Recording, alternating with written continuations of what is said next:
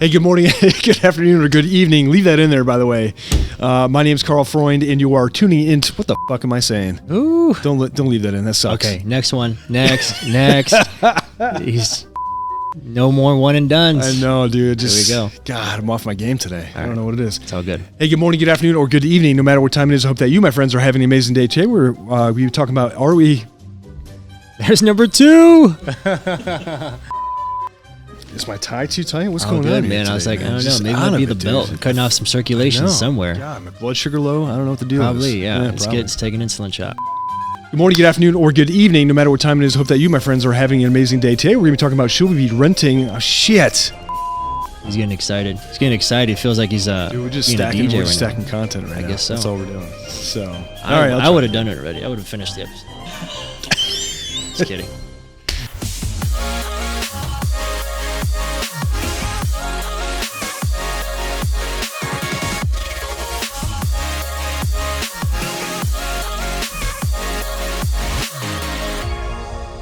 Hey, good morning, good afternoon, or good evening, no matter what time it is. I hope you're having a great day. My name is Carl Freund, and with my awesome host, Josh Zuniga. And today, after about 18 takes, we're going to be talking about should we be buying a resale or a new home. Yeah, so I'm sucking at the intro. 18 takes. If you start the intro, it's 18 takes. I'm just kidding. I just can't be like Josh. Guys, you should have seen all these bloopers we had before we got this episode even started. It's embarrassing. Dude, I'm red for a reason right now. There's no doubt. Good. So, anyways. Look, if I'm in the market to buy a house right now, am I looking at a resale? Am I looking at a new build? Because like, I always hear people say, hey, look, I want to buy a new build because it's going to go up in value in the next, 2 or 3 years. Yeah. Is that always the case? That's a tough one. That's a tough one. And I'll start this because I use both strategies, right? I do too. Yeah. Because I bought new builds and you can flip them. Yeah, you definitely can. All right, we can let's get into the minutia of it, right? So here, I'll give you my scenario. I always love new builds, right? I usually find the community, best price. I'm one of the first ones in there. I buy the house, and then over time, whether it takes that community 2 or 3 years to complete, if I got in the beginning, that house before I even move into it or before I even sell it has $150,000 worth of equity. Didn't you just buy a new build? I do have one. Yeah, amazing point. Here, I bought my base price of my new build. Up in North Phoenix was $530 when I got in November of 2020. Ooh. And it actually increased $20,000 2 weeks before. I'm like, come on. But, whatever, they were having a lumber shortage or they were going out through those supply chain issues. The price point today is $740,000. 200 racks. Yeah.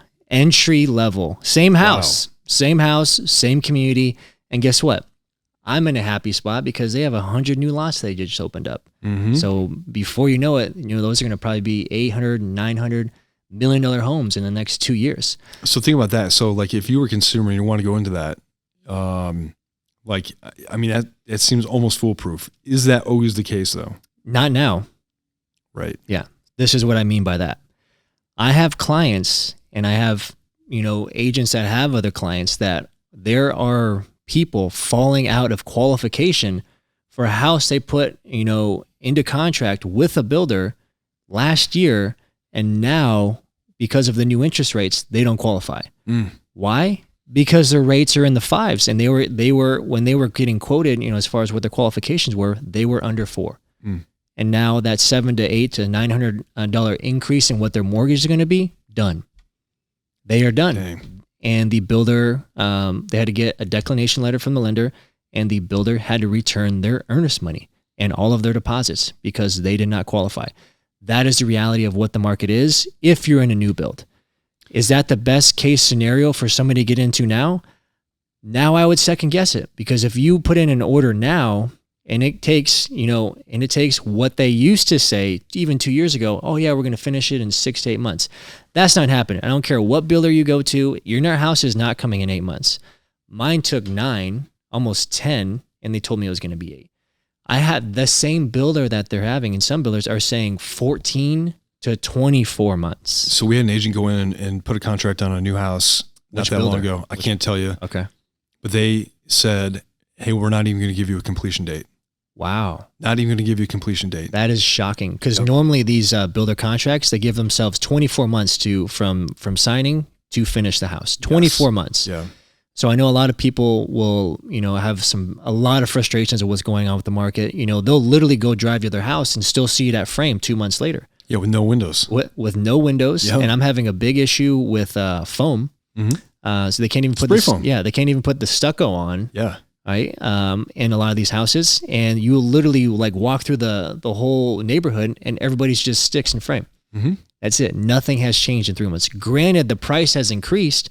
Wonderful. They've made an additional 20 or 30,000 just because of like what the market's doing. But the cash flow that we were considering for them as far as what their payment was going to be versus what their payment's going to now be, it's starting to shrink, right? The cash flow is not going to be anymore because the interest rates are becoming so high, right? And that just cut out $500 of cash flow. So hopefully you have to see if like the rents are going to catch up within that neighborhood if this is an investment, for somebody. Really make that happen. I can't see this. We should probably make a separate video about this, but talking about, wages trying to keep up with inflation right now, it's not happening. And we're seeing unemployment at the lowest rate it's been in ever, right? And so unemployment is super low, but people can't afford what they need. And there's supply chain shortages, which cuts margins, which means that the wages can't increase as fast as they should to keep up with the pace of the inflation. Like there's a lot of little things in the market that are like, hey, I don't know when that's going to get unfucked. Yeah. It's starting to become a very unsettling time. Yeah, for sure. And the biggest thing is I feel bad is for millennials and generations younger than us, because I'm a millennial, because the American dream of owning a home will be dead at the end of this year. I don't know, because I feel like millennials are smart. They are. What if they don't have the income, which a lot of them don't? Yeah, you have to have the income. How many people that are 25 years old making over $100,000 to afford a $500,000 home? That's what I'm saying. The wages got to increase. Few and far between. Yeah, for sure. Is that going to increase by an employer?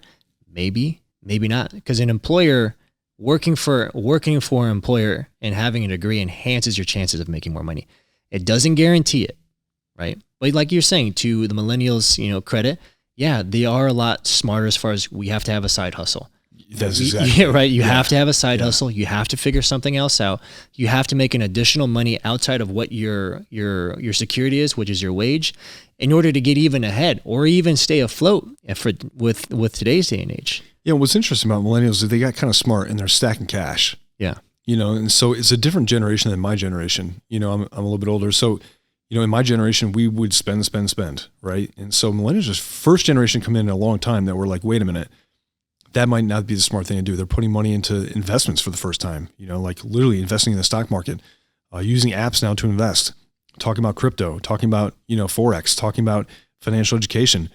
We needed that as a culture, right? We need to invest as a culture. Yeah. And so for the first time, I actually am kind of optimistic for millennials because I kind of shit on them for a long time. Yeah. I'll also have two sides of that coin. Compared to what my parents and maybe even my brother, who's like 10 years older than I am, that's your age. Yeah. Yeah. All right. So we grew up with the age of the internet, right? And coming into our 20s and obviously now my early 30s is that you see the options and the availability of opportunities that you can take online from your phone.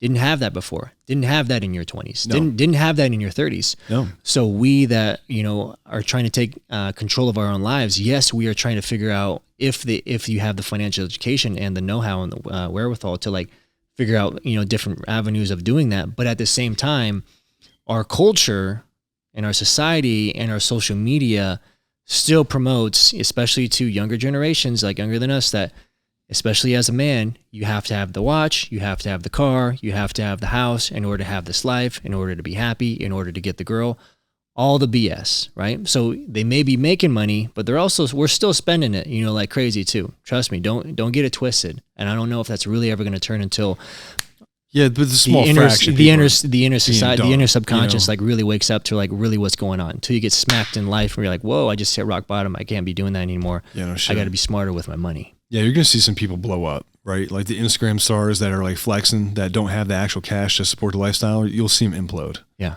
Yeah, for sure. Because you don't have the financial education. There's no reason to make all this money if you don't have the financial education to put in different vehicles to maintain cash flow and obviously offset, what your spending habits are. Right. Because if anything happens within the market, I don't care who you are, boom, things stop.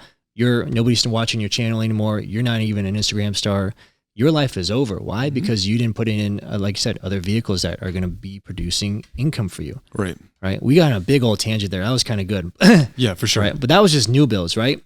Resale. So is resale at this point in time better than a new build? I personally would say yes. Yeah, I agree. Because you can lock it in at this interest rate now, because if you even, like you're saying, we had on a previous app, October, we may, in the fall, we may see some type of inflection point. Why is that? Guess what? Elections are coming up. Yeah. And you always see it with sometimes in elections, some BS happens, and that's going to be a huge, election topic, right? If something happens in the market, guess what everybody's going to talk about, right? Then it's like, how are we going to fix the market? What are we going to do? And that's going to be all of the candidates. Well, do they create problems to solve problems?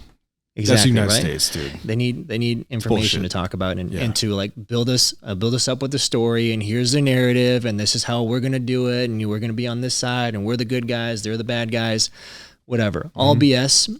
Best thing I always say is that you need to take care of yourself. You need to think of what your options are here, now, and today, for what's going to happen at the end of this year and for next year. You can't rely on the government to save your ass. Have a plan. Yeah, have a plan, like we always say. So if you get into a resale house now versus a new build, you're going to at least lock this interest rate in, because you might even be in the sixes if you're in at the end of the year. Well, there's two reasons I think you want to go resale right now and not new build. Where are the new builds being built? Outskirts. Where's the first one to get hurt? What geographic area is first to get hurt in a decline in the market? Fucking outskirts. Yeah, lower income. No, it was the outskirts, right? Because nobody wants to commute, right? That too. And so you're forced to go further and further and further out in these metropolitan areas in order to get new builds. Okay, that's great, but that's also the first to decline. Mm-hmm. Like I remember when Queen Creek, that 2008, 2009, they were giving those shits away. You can go down and get 5 houses for $1, right? Because nobody want to live out there. Yeah. And now Queen Creek Valley is like, the decent. number one growing city. And now Florence is like on the outskirts, right? Yep. Like so we're seeing a lot of new build activity in Florence. Okay. Casa Grande, Maricopa, and we're building out in Buckeye, right? Like, I got projects in Buckeye.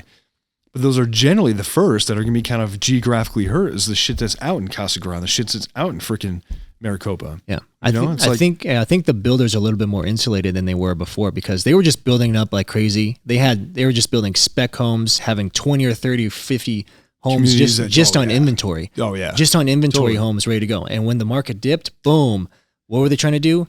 Get those houses off the books, right? To save their ass. Yeah, you're right. This is a little different setup than last time because the demand is still there. And I think, we had underbuilt for the last 12 years, and it's just finally catching up with us. And then the supply chain has limited the elasticity of the market, meaning that it's not elastic. It can't expand fast enough to fulfill that demand. And that's why we're seeing prices propped up, right? Yeah. We covered on another episode. Are prices going to drop? Probably not, because the demand is lower, but the supply is also way lower.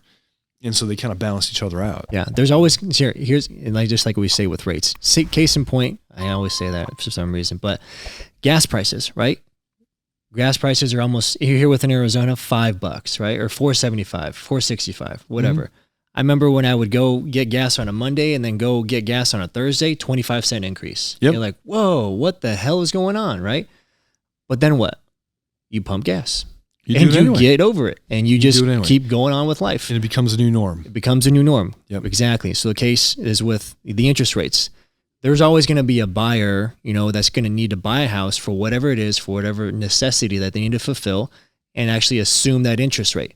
So even though people are, not happy about it and complaining about it, there is a market for somebody that's going to sign at 5.25, or 5.5. Well, I want you to think about this. Let's bring up a good point. If inflation is 8.5%, and it's probably more than that, right? Because I think they just kind of sugarcoat that shit. Oh, dude, it's definitely double digits. Call it 10%, just for easy math. Go buy some produce. Yeah, I know. Fucking avocados. Grocery bill is ridiculous, right? If inflation is 10%, and somebody says, hey, I'm going to loan you money at 5%, and you're like, wait a minute, but by the time I pay you back in a year, it's worth 5% less than when I borrowed it. It's done. Free fucking money. Yeah. It's free money. Yeah. They're paying you 5%. They're paying you 5% to borrow money. Mm-hmm. So buy assets. Don't hold cash. That's kind of the bottom line on that. Take Carl's advice that he needs to use. Yeah, no, seriously. Buy assets and fuck cash. Yeah. So it's like, get rid of the cash, buy shit. Yeah. That's always great advice for other people that say like, like I say, cash is trash, king. or cash is trash is trash, cash is king. Always keep some. This is what I always do.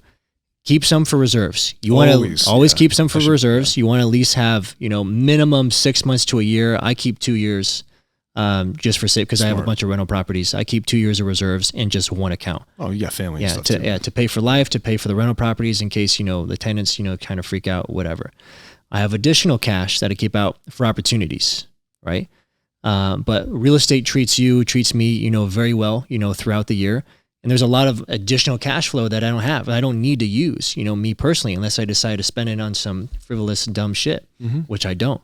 I'm always looking out for new opportunities to put the additional cash into, whether it's a house or whether it's another business or whether it's a new startup, so I can diversify. Because if all my money's somewhere else and one of these actually pops off, great. I'm always going to have an opportunity that's going to be paying not only for my lifestyle, but for my family, right? So that's how you guys need to think. You need to think very outside the box and always, like you say, have a game plan. You don't have a game plan and you're not prepared, you're screwed. Yep. That's the bottom line. You're done.